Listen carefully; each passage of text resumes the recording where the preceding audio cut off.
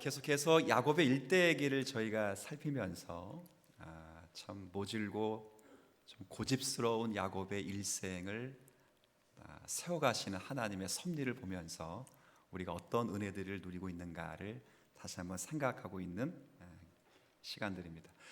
자, 오늘 만나게 되는 본문은 어떤 내용이냐면 야곱과 그의 가족이 드디어 베델로 이르게 되는 겁니다. 베델에 이르게 되자 하나님이 베델에 찾아온 야곱에게 다시 나타나셔서 복을 주시는 그런 내용이에요.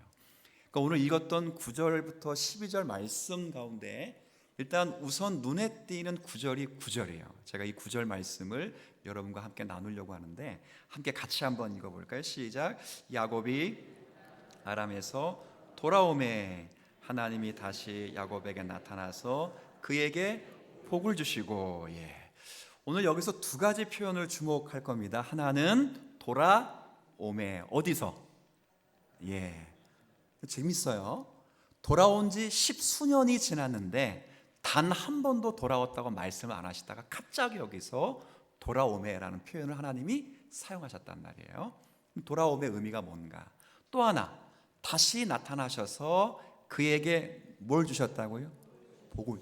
아마 이미 다 주신 복 아닌가? 그런데 여기서 다시 복을 주신다는 내용은 뭔가? 어떤 복인가?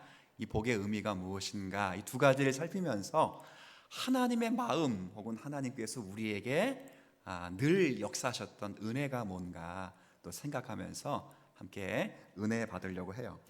자, 일단 첫 번째 표현은 돌아오매. 9절에 보면 야곱이 밧단 아람에서 돌아오매라고 되어 있어요. 다시 묻습니다. 너무 상식적인 거니까 어디서 돌아왔다고요?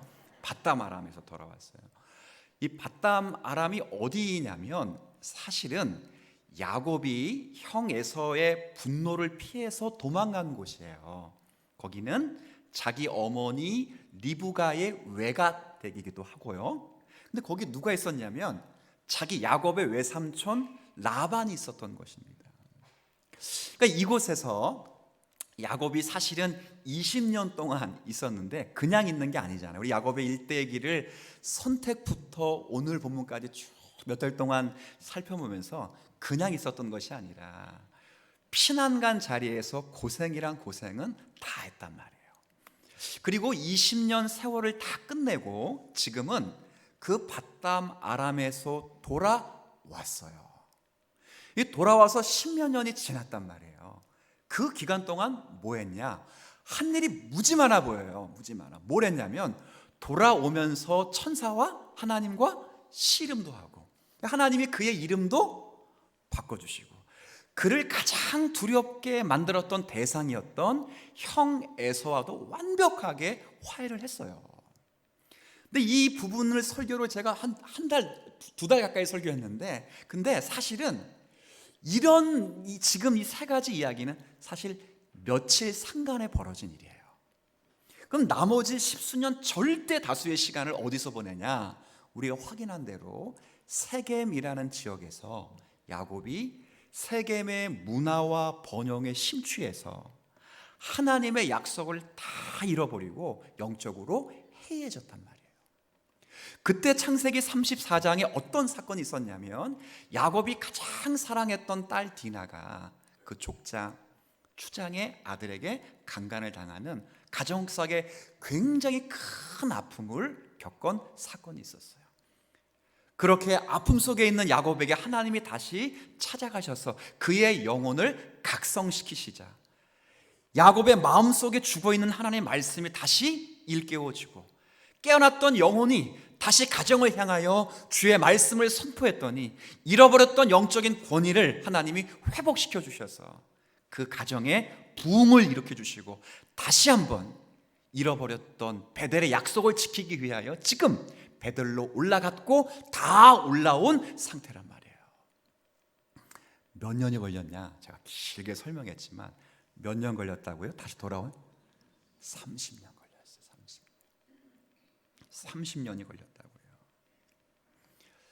제가 이 말씀을 여러분에게 드리는 이유가 뭐냐면 돌아오매라는 말은 사실은 야곱이 10수년 전에 이미 약속의 땅에 돌아왔어요. 근데 하나님은 단 한 번도 그가 돌아왔다고 말을 하지 않았어요. 하나님을 만났어요. 이름도 바뀌었어요. 그리고 형과도 다 회화가 됐어요. 그럼에도 단 한 번도 하나님이 그가 자기네게 돌아왔다고 말씀하지 않았어요.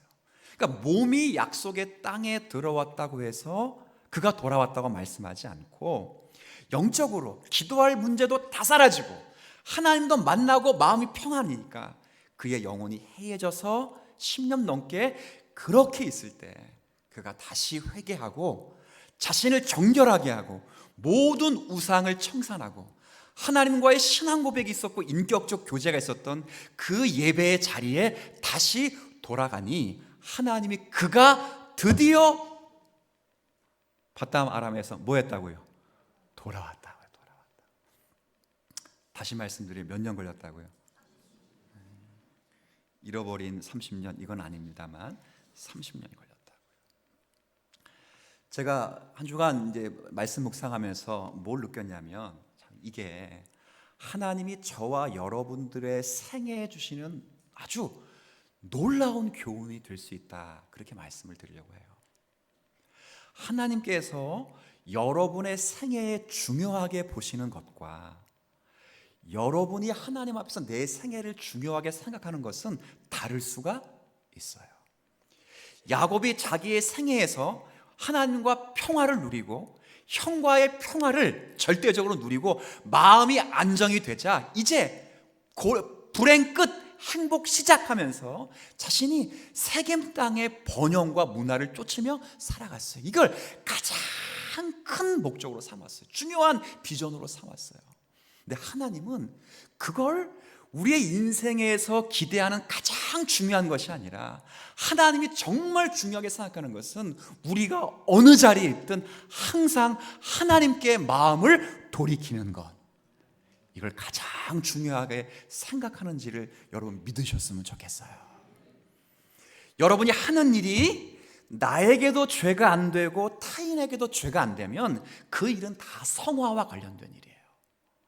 지금 21세기를 살아가면서 많은 사람이 행복, 힐링, 꿈, 비전 이야기하면서 하나님 앞에서 자신의 소원을 성취하는 것을 인생의 중요한 목표로 생각한다고요. 너 왜 교회 다녀? 행복하려고.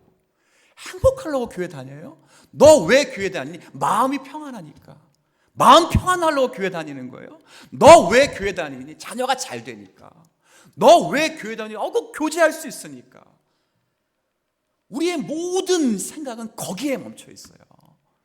그러나 하나님이 정말 우리에게 원하시는 것은 각각의 자리에서 날마다 시마다 하나님 앞에 참 감사와 감격을 가졌던 그 은혜로 돌아가는 것인 줄 믿으셨으면 좋겠어요.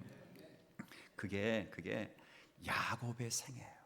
그리고 야곱의 생애를 거기까지 계속 돌아가도록 하나님 만드시는 거예요. 우리의 인생 가운데 성도가 연약해서요, 사실은 하나님을 떠날 경우도 있습니다. 그리고 더욱이는 우리가 죄로 인해서 한 어떤 고통과 괴로움을 인해서 아주 영적으로 그런 암담한 삶을 살아가기도 원해요. 그렇게 하기도 해요. 근데 주님이 정말 원하시는 것은 항상 기회를 베푸셔서 그 자리에서 다시 일어나서 처음 주님을 만났던 그 감격, 처음 은혜 받았던 그 예배의 자리, 처음으로 주님을 향하여 눈물을 흘렸던 그 기도의 그 본 자리로 주님은 돌아가기를 간절히 원하고 계시는 하나님이시라고요. 누가복음 15장에 보면 돌아온 탕자 이야기 제가 여러분에게 한번 해드렸잖아요.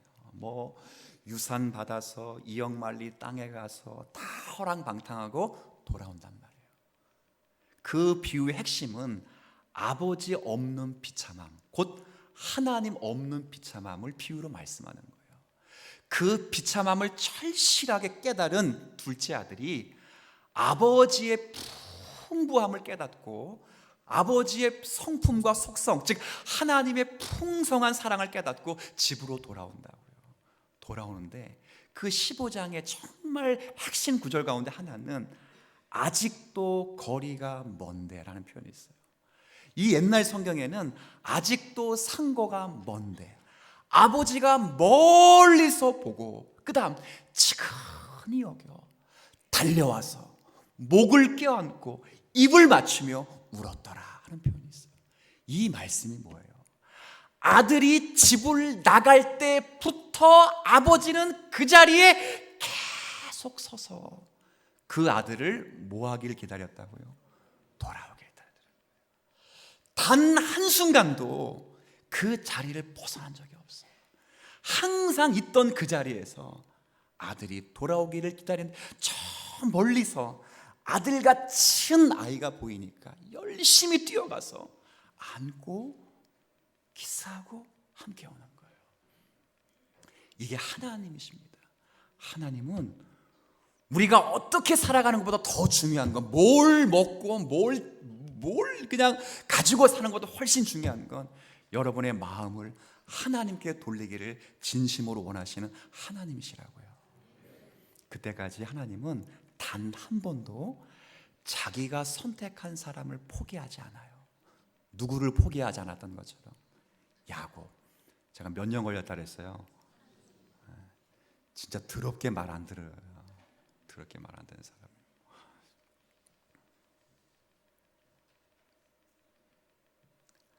여러분이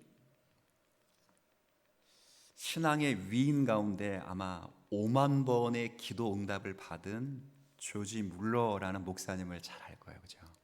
참 고아들의 아버지이고 5만 번 이상 응답을 받았으니 기도 응답 참 많이 받으신 분이거든요. 근데 그분이 우리가 알고 있는 것처럼 청년 때부터 그분의 품행이 바른 분은 아니었어요. 어릴 때부터 아버지 물건에 손을 대고 불량자들과 함께 이렇게 하면서 폭력도 일삼고 사기도 일삼아서 경찰서와 유흥업소를 자기 집 드나들 뒤돌아는 사람이에요. 그리고 사기와 절도죄에 걸려가지고 교도소까지 갔다 온 사람이에요. 그러니까 우리가 나중에 조지 뮬러를 알기 때문에 위대한 인물이라고 쳐주지 그 전까지는 진짜 개망나니 삶을 살았어요. 근데 그가 어떻게 변화됐냐면 동네 목사님의 말 한마디예요. 그 목사님이 그에게 이렇게 말했어요. 뮬러야, 사람이 나쁜 버릇을 고치고 착하게 사는 건 이게 한 번에 되는 일이 아니야. 진짜 오랜 시간이 걸려. 그런데 꼭 기억하라. 하나님은 한 번 택한 사람은 결코 버리지 않으신단다. 거기서 꼬꾸라진 거예요. 야곱이 어떻게 다시 돌아왔습니까? 하나님 말씀 들었다고 잠깐 정신이 차서 돌아온 게 아니고 나 같은 자가 무엇이길래, 하나님을 떠나여 이렇게 살아왔던 나 같은 자가 무엇이기에 또 말씀하시고 또 은혜를 주시고 또 나의 기도를 들어주시는가, 그 하나님의 열심과 사랑으로 돌아오는 거예요. 실제 하나님은 야곱에 대한 계획이 남달랐어요. 야곱이 태어나기 전부터 야곱을 사랑하셨고 우리가 확인한 대로 그에게 특별한 계획을 가지고 계셨어요. 그래서 하나님은 처음부터 야곱과 그의 후손을 통해서 하나님 당신의 구원의 역사를 이루실 것을 그의 아버지 이삭과 어머니 리브가에게 이미 계시해 주었어요. 야곱이 태중했을 때 어머니 리브가에게 이야기 말씀하시기를 내 복중에서 두 민족이 나눈다. 두 민족이 있는데 나눈다는 거예요.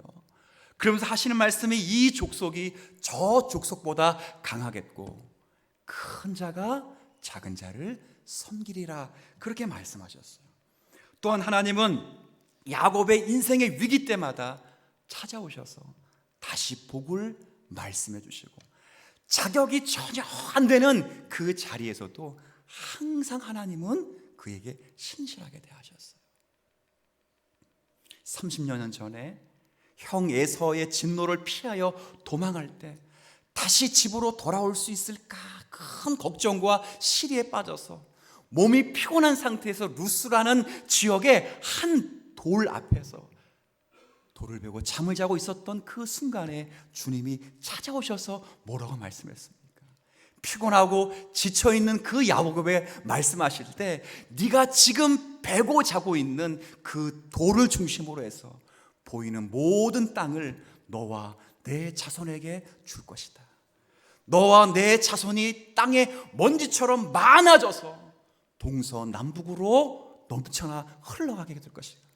온 민족이 너와 내 자손으로 말미암아 복을 얻을 것이고 구원을 얻게 될 것이다.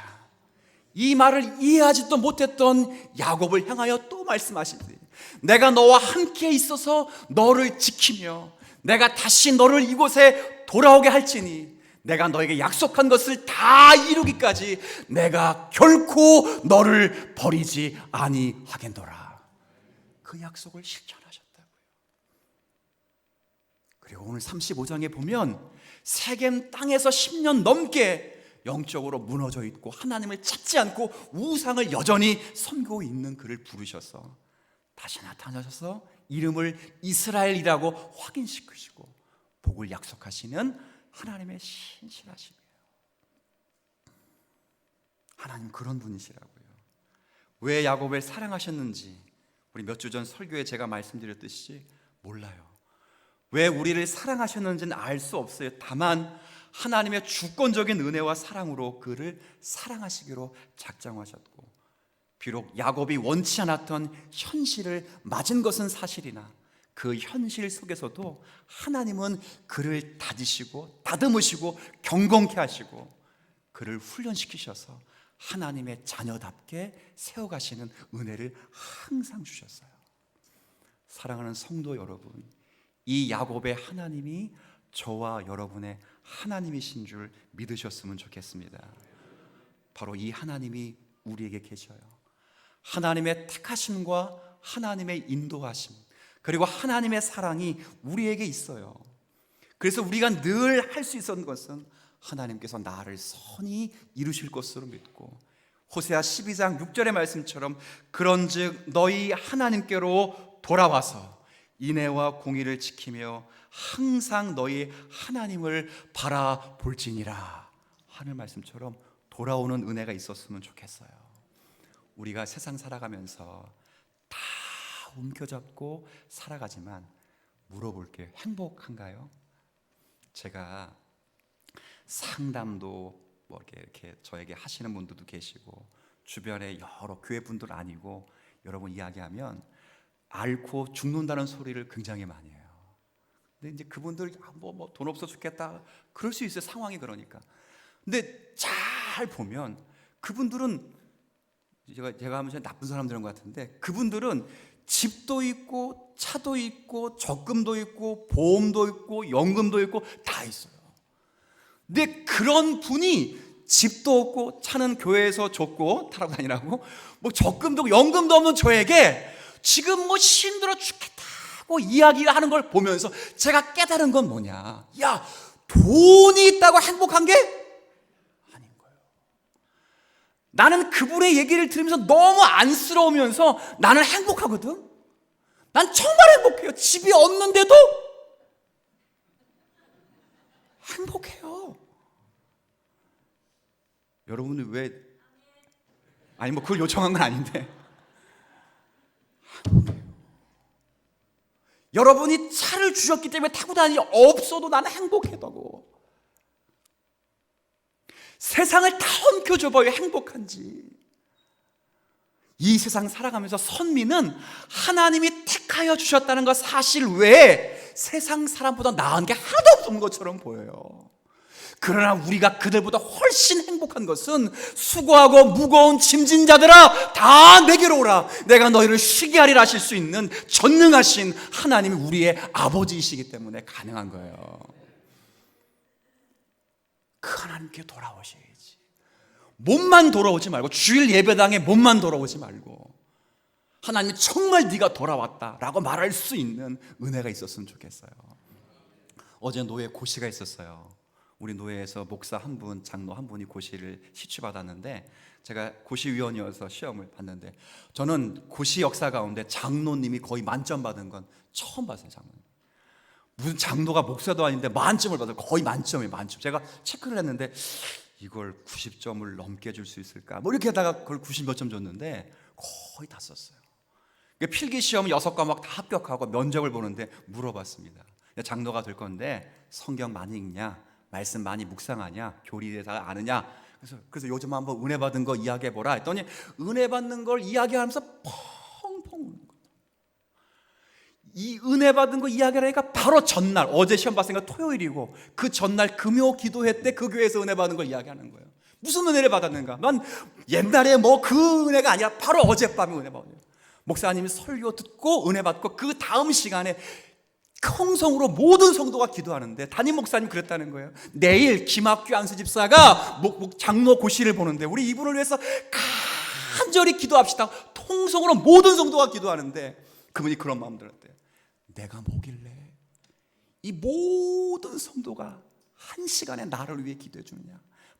펑펑 울면서 내가 죽는 날이 있더라도, 내가 장로 고시 합격이 안 되고 평생 내가 성도로 살지라도 반드시 이 금요기도는 사수해서 나도 누군가를 위하여 기도해야 되겠다. 은혜를 받았다는 거예요.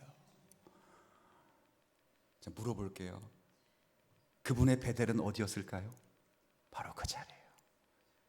살다가 기도가 까먹고 은혜를 까먹으면 그때를 생각하면 또 돌아오는 거예요.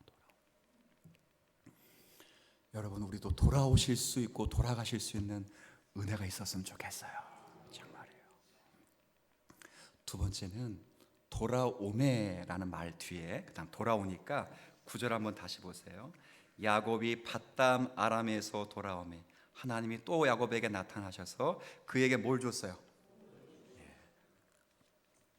돌아오니까 복을 주셔요. 복. 참 신기하죠. 근데 어떤 복을 주시는가? 자, 일단 11절 12절인데 11절 여러분 한번 읽어주시겠습니까? 시작. 하나님이 그에게 이르시되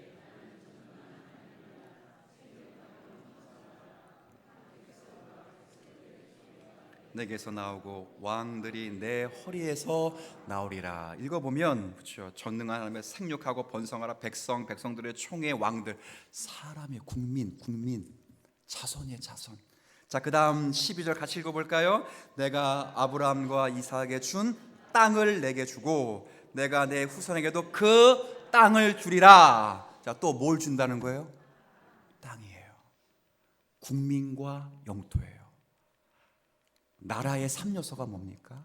국민, 영토, 주권이에요. 주권은 하나님이시고 하나님이 다스린 나라를 세우시기 위하여 땅과 자손을 하나님이 주신다는 건 하나님이 부족한 야곱일지라도 하나님이 다시 세워 그를 통해 당신의 나라를 세우시겠다고 약속하시는 놀라운 자리예요. 근데 더 놀라운 건 이건 야곱이 처음 받은 게 아니에요.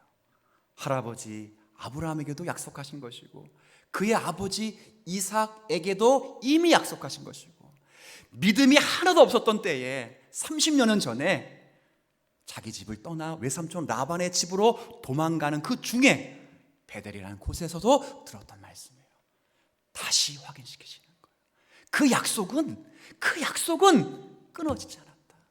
네가 죄악 가운데 노출되어 심지어는 하나님을 잊고 살았던 삶이 수십 년이라지라도 하나님은 나는 단 한 번도 잊지 않았다 하는 마음으로 약속하시면서 정말 큰 중요한 축복은 뭐냐? 10절입니다. 10절. 자, 10절 다 같이 한번 읽습니다. 시작. 하나님이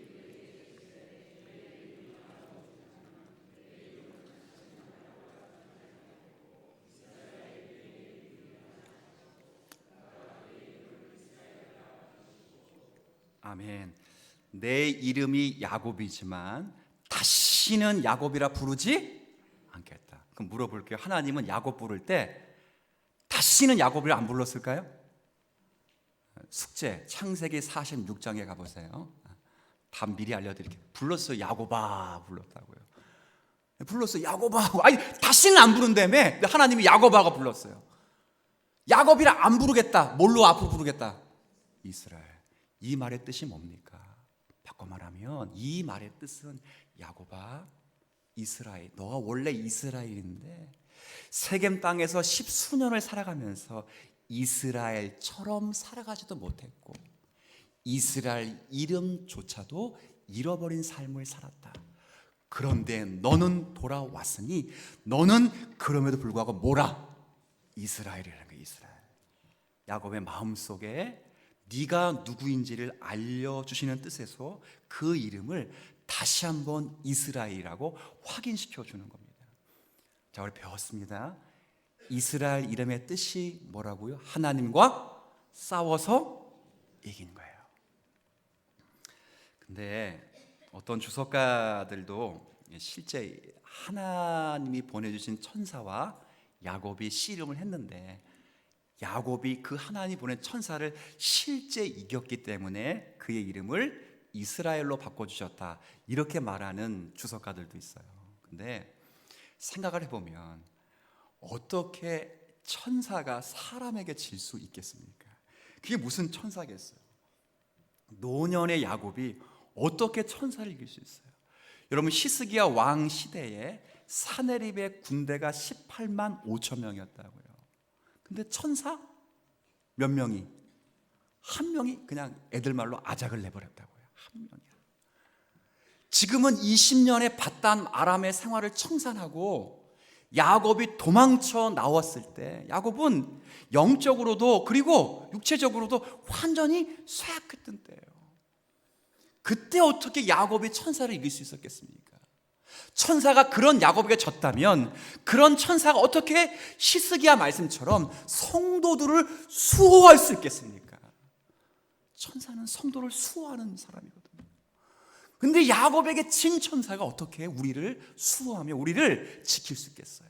이건 진짜 육체적으로 야곱이 천사를 이겼다는 의미가 결코 아닙니다. 성경은 뭘로 풀어야 돼요? 성경은 성경으로 풀어야 돼요. 이 결정적인 해석을 주는 것은 호세아서 12장 2, 3절이에요. 거기 보면 뭐라고 표현보다는 무슨 얘기냐? 통곡과 눈물로 회개를 해서 야곱이 하나님께 은총을 입은 사건이라 이렇게 되어 있어요. 다시 말씀드릴게 무슨 말이냐? 야곱이 분명 안 찾아보셔도 돼요. 제가 거짓말은 안 하니까. 절 보세요, 절. 어디까지 했어요? 진짜로 야곱이 천사를 이긴 게 아니고, 그렇죠? 근데 하나님이 이겼다고 했으니까 야곱이 하나님을 이긴 건 맞는데 실제로 육체로 씨름해서 이긴 것이 아니라, 그게 그렇게 이긴 게 아니라 야곱이 할아버지 아브라함, 아버지 이삭의 언약을 계승할 만한 인물이 전혀 못 돼요.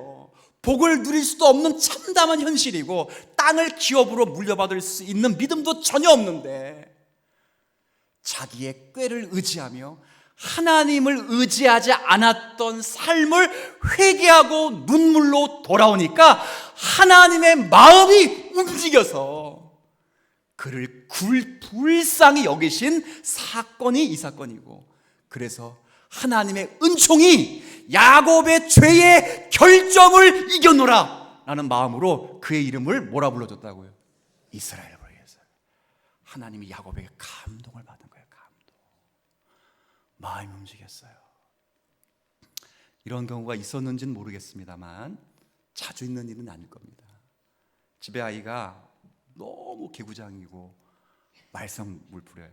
그래서 한 날에 아버지가 버릇 좀 고쳐야 되겠다, 혼을 내겠다라는 마음을 갖고 벼르고 퇴근을 해서 집에 돌아왔어요. 아이의 방문을 딱 여는데 아이가 글쎄 책상 앞에 공부를 하고 있는 거예요. 안 하던 공부를. 우리 집 이야기일 수도 있어요. 안 하던 공부를 하는 거야. 근데 저를 보더니 할렐루야. 아니 어제까지 진짜 말 안 들어서 내가 오늘 반쯤은 죽여놔야 되겠다. 그래서 하나님의 거룩한 자녀로 살아가는데 부족함이 없도록 내 한 몸 희생해서 저놈을 고쳐주겠다라는 마음을 갖고 문을 딱 여는데 안 하던 공부를 하고 성경책을 읽으면서 아버지를 향해 할렐루야. 마음이 다 녹는 거예요. 다. 그리고 아내가 말하는 거예요. 여보, 아침에 학교 가면서 애가 기도하면서 갔어요. 마음이 다 녹는 거예요. 모르지 문 닫으면 하나님께 하나님 응답해 주셔서 감사합니다. 그럴지도 모르지. 순간 마음에 녹는 거예요.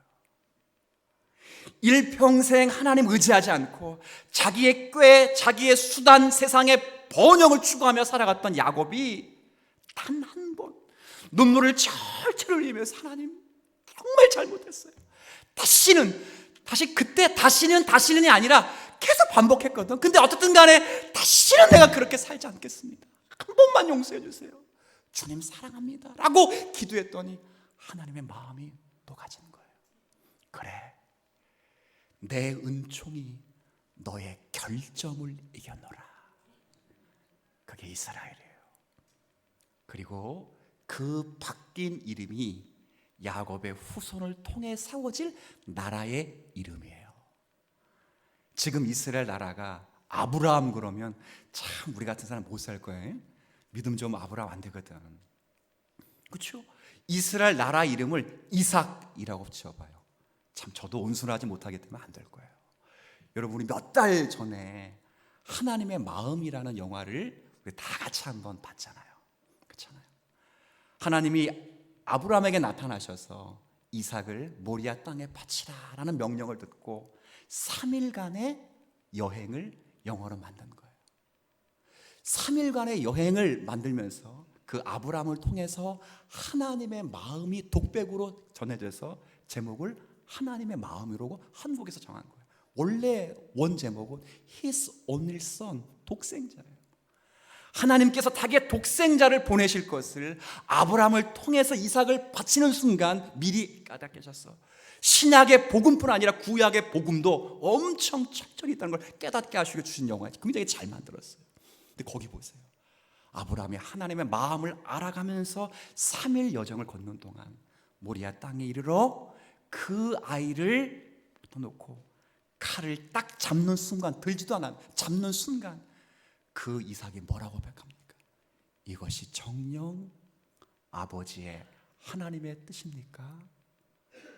아들을 향하여 눈물을 흘리는 아브라함이 그래, 알 수 없지만 하나님이 이렇게 하시기를 기뻐하셨다. 그 어린 이삭이 아버지 죽이세요. 자기를 내어둔다고. 만약에 거기 야곱이 있었다면 아브라함이 칼을 확 들 때 잠깐 화장실 갔다 올게요. 그리고 화장실 갔다 오고 팍 도망갔을 거라고. 근데 이삭은 그 칼을 받는 거예요. 그러면서 아브라함과 이삭이 뭐라고 고백합니다. 하나님은 죽은 자를 다시 살리시는 전능하신 하나님이시다. 우린 다 야곱이에요. 야곱. 틈만 나면 딴짓하고 숨만 쉴 틈만 생기면 도망가고, 누구를 칭찬하는 것은 지겹지만 누구를 험담하는 건 늘 즐거운 우리라고. 우리는 아브라함처럼 믿음이 순전하지도 못하고 이삭처럼 그 성품이 온순하지도 못하고 야곱의 아들 가운데 요셉처럼 지혜롭지도 못하지만 정결하지도 못하지만 야곱 같은 우리를 사랑하셔서 우리의 죄의 결점을 하나님의 은총으로 이기게 하셔서 우리를 하나님의 자녀답게 살아가시는 하나님의 은혜를 누리는 백성인 줄 믿습니다. 여러분의 이름은 무엇입니까? 여러분의 이름은 성도입니다. 하나님의 자녀이며 하나님의 언약 백성들인 주님의 성도들입니다. 언약을 지키시기 위해서 아버지 하나님이 자기 아들 독생 성자를 이 땅에 보내시고 그분을 희생하시며 그의 핏값으로 우리를 사신 하나님의 백성들이며 성도예요. 성도. 여러분 존귀한 하나님의 자녀이고 여러분 한 사람 한 사람은 하나님이 은총이 승리한 위대한 증거입니다. 오늘 여기 예배하고 여기까지 오신 분들 중에 내가 하나님을 멀리 떠나 있어서 다시 하나님 앞에 돌아올 수 있을까라는 후회가 드는 분들도 계신다면, 혹 여러분이 죄악과 고통 속에서 하나님을 마음 아프게 한 것 때문에 내가 하나님께 돌아오면 하나님이 나를 다시 받아줄 수 있을까? 받아는 주실까라는 두려움 속에 있다면 그럴 수 있어요. 우리의 마음속 깊이 그리스도의 십자가를 묵상하는 것을 뒤로 하면 가장 먼저는 양심이 우리에게 가책을 주고, 다음에는 율법이 칼을 휘두르며 네 상태가 지금 하나님 앞엔 다시는 돌아올 수 없는 자라고 율법이 우리에게 항소하지만, 그러나 야곱처럼 하나님의 은총이 우리의 죄의 결점을 이긴 자가 되었기 때문에 우리가 돌아오기로 결심만 하면 주님이 우리를 받아주시고 다시 복을 주시는 줄 믿습니다. 여러분, 하나님을 믿은 것을 후회하셨던 날이 있을지는 모르겠지만 하나님은 여러분을 당신의 은총으로 여러분의 죄의 결점과 모자람을 이긴 나를 단 한 번도 후회하심이 없는 하나님이시라는 사실이에요. 이 사실 앞에 여러분이 돌아가야 될 자리가 어딘지를 돌아가 보세요. 제가 이번 주에 새벽 예배에 나오신 분 가운데 한 분이 그러시더라고요. 참 젊었을 때 자녀 위해서 새벽에 많이 기도했는데 그때 많이 은혜를 주셨다는 거예요. 근데 요즘 새벽 예배 안 나왔는데 목사님이 자꾸 베델로 돌아가라니까 정말 그때 은혜 생각하고 잘 돌아오신 거예요. 여러분, 새벽 예배 나오라는 게 아니에요. 지금 갑자기 고개를 다 숙이시는데, 여러분이 돌아와야 될 자리, 예수님을 믿는다는 것이 무엇인가를 알았던 그 자리, 하나님이 나의 부족한 기도에 응답하시고 너를 사랑한다고 말씀하셨던 그 자리, 그 자리로 돌아가서 하나님의 깊은 교제를 누릴 수 있는 저와 여러분이 되었으면 좋겠습니다. 하나님,